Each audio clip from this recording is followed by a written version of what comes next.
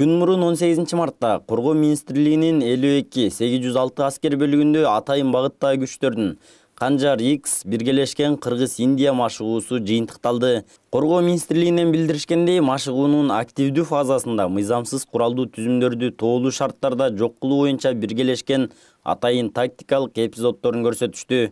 Биргелешкен машыгуунун планы боюнча тактикалык, тоо, аскердик, медициналык, ок атуу даярдыгы боюнча чабуул учурунда имараттын ичиндеги аракеттердин тактикасы жана экстремалдык шарттарда аман калуу техникасы боюнча практикалык сабактар өткөрүлгөн.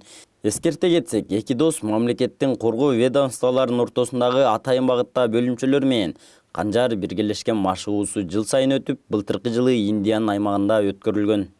Бишкектин муниципалдык кызматтары үчүн атайын техниканын биринчи партиясы келди. Бул тууралуу мэриянын басма сөз кызматы билдирди.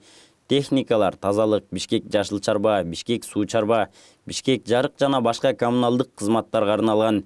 Биринчи партияда 21 техника бар.